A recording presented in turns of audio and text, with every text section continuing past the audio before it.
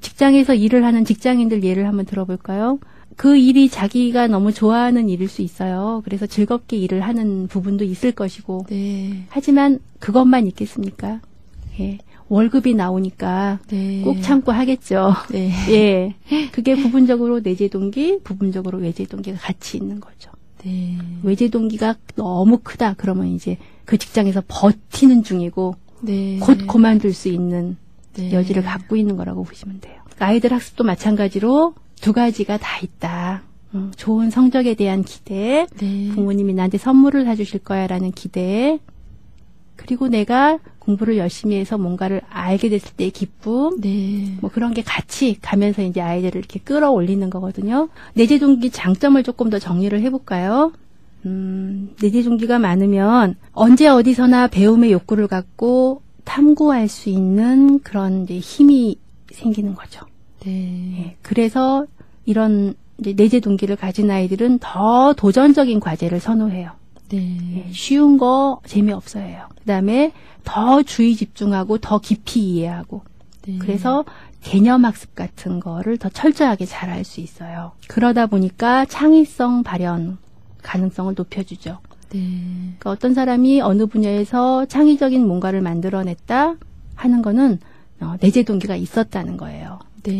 그게 없이 보상을 기대하고서 그 일을 해낼 수는 없어요. 왜냐하면 무지한 집중력과 지속성을 요구하는 일이기 때문에 어느 분야에서 창의적인 걸 만들어낸다는 건 그래서 창의성 연구할 때 내재 동기를 굉장히 많이 연구를 합니다. 그리고 또 내재 동기의 좋은 점은 즐겁게 학습하고 이제 참여도를 되게 높이는 누가 뭐라고 하지 않아도 그런 것들. 아이를 처음에 수영장에 보냈더니 너무 좋아해서 수영 가는 날이 아닌데도 막 가고 싶어하고 그런다. 그러면 내재 동기가 있는 거죠. 그렇지만 아까도 말씀드렸듯이 모든 아이들에게 학교 공부가 그 자체로 즐거움을 주기에 충분해서 어떤 외재 동기도 필요 없는 것이 되기는 어렵죠. 오히려 그 반대인 경우가 많아요. 이제 학교 공부라는 게 그 자체로 즐거움을 주기보다는 해내야 되기 때문에 아이들이 하는 그런 경우가 많아서 외재 동기를 필요로 합니다. 자, 그러면 내재 동기와 외재적 보상 이 두 가지 관계를 조금 알아보겠습니다. 이제 우리가 쉬운 게 뭐냐면 외재적 보상이에요. 돈을 이렇게 주거나 선물을 주면서 공부를 하게 시키는 건 되게 쉽죠.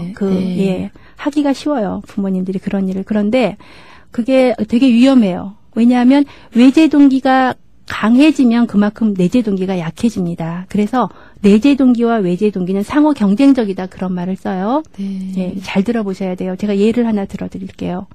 화장실 청소를 예를 들을게요. A그룹과 B그룹으로 나눠갖고 화장실 청소를 시키는데 A그룹 5명에게는 3주 동안 어떠한 보수도 없이 화장실 청소를 하게 했어요. 강제적으로 시킨 거죠. B그룹 5명에게는 마찬가지로 3주일 동안 화장실 청소를 시켰는데 매일같이 10,000원씩을 줬어요. 그런 상황입니다. 3주가 끝났어요. 끝나고 나서 화장실 청소에 대한 어떤 설문조사를 했어요. 두 그룹에게. 화장실 청소에 대한 어떤 느낌 같은 걸 평가를 한 거예요. 자, 어느 쪽이 더 부정적인 평가를 했을까요? 화장실 청소에 대해서. 언뜻 들으면 A그룹일 것 같은데 보수 없이 일한. 그렇죠. 짜증났겠죠. 아마 한 3, 4일 무지하게 짜증났을 거예요. 일주일 짜증났을 수 있어요. 근데 3주를 하다 보면은 사람이 그 일에 대해서 자기가 의미부여를 못하면 일하기가 힘들기 때문에 뭔가 의미부여를 하기 시작해요. 그런데 B그룹은요. 짜증낼 필요가 별로 없었고 특별히 의미부여를 할 필요가 없었어요. 왜냐하면 의미가 10,000원이니까. 내가 이 청소를 하는 의미가. 그래서 너무 더럽고 하기 싫고 냄새나. 그런데 10,000원이야. 내가 이걸 하는 건 10,000원 때문이야. 이렇게 분명히 뭔가 외재 동기를 갖고 하는 거잖아요. 그래서 끝나고 나면은 A그룹은 그래도 뭔가 긍정적인 평가를 해요. 화장실 청소에 대해서. 내가 했기 때문에 의미를 부여하는 거죠. 근데 B그룹은 전혀 없죠. 이거를 우리가 학습에 한번 적용을 시켜보세요. 학습 같은 경우는 보통 이런 거 있어요. 중간고사 잘 보면 스마트폰 사준다고 했어요. 그래서 열심히 했어요. 잘 봤어요. 스마트폰 받았어요. 기말고사 잘 봐도 이번에는 뭐 걸 게 없어요. 네. 보상이 없어요. 그러니까 부모님이 그러세요. 야, 공부 잘하면 네가 좋지 내가 좋냐? 열심히 해. 스마트폰도 사줬는데 중간고사 때. 근데 이 아이는 이제 중간고사 볼 때 오로지 스마트폰 때문에 공부를 자기가 했기 때문에 그게 갑자기 쑥 빠지니까 마치 B그룹한테 이제 10,000원씩 안 줄게 화장실 청소해야 하는 거랑 비슷한 거예요. 네. 얼마나 하기 싫겠어요. 네. A그룹은 앞으로 3주 더 시켜도 그냥 또 합니다. 네. 돈 안 받고 했었기 때문에. 근데 B그룹은 힘들죠. 네.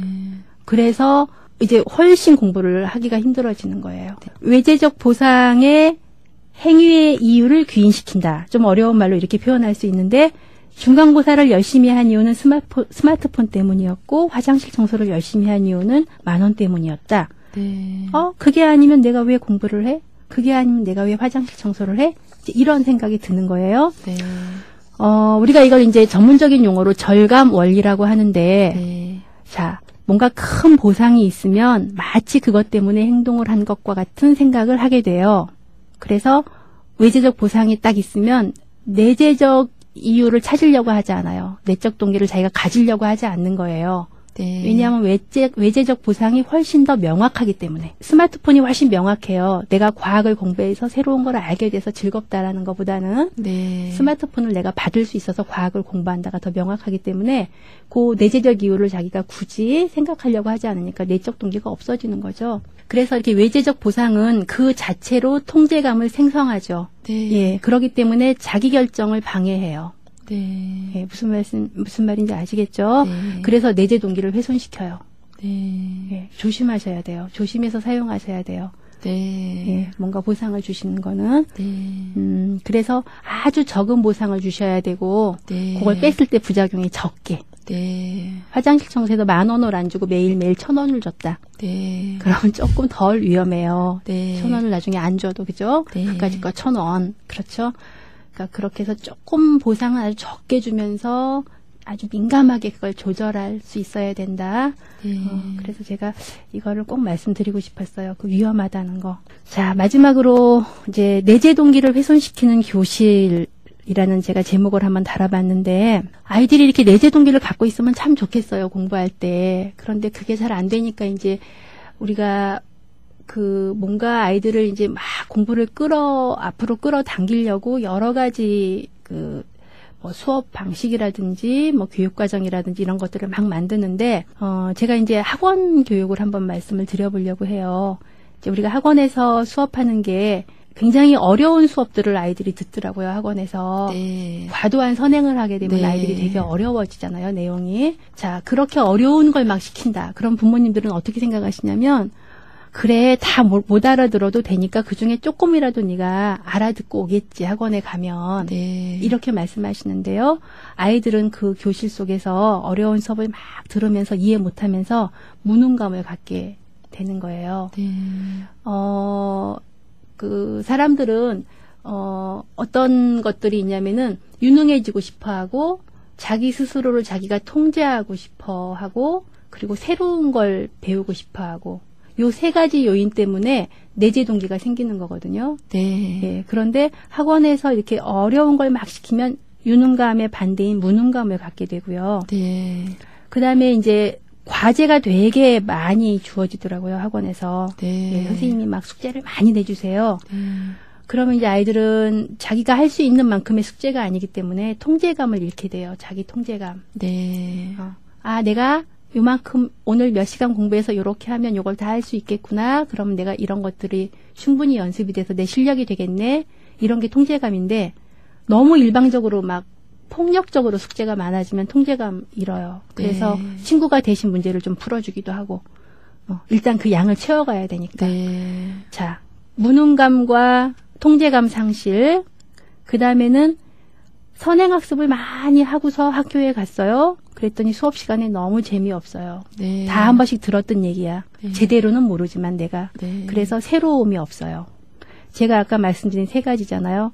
그러니까 유능감이 자기가 느껴지고 자기가 통제감을 가질 수 있고 새로운 것들을 내가 배우게 될 때 내재 동기가 가장 높아진다고 했는데 네. 지금 얘기한 세 가지는 내재 동기를 손상시키는 것들이에요. 네. 예, 무능감과 통제감 없음과 그다음에 새롭지 않음. 그래서 저한테 간혹 부모님들이 이제 전화하시는 게 공부를 아주 잘했던 아이인데 너무 요새 무기력해졌어요. 학원 많이 다니고 과고 가려고 준비했대요.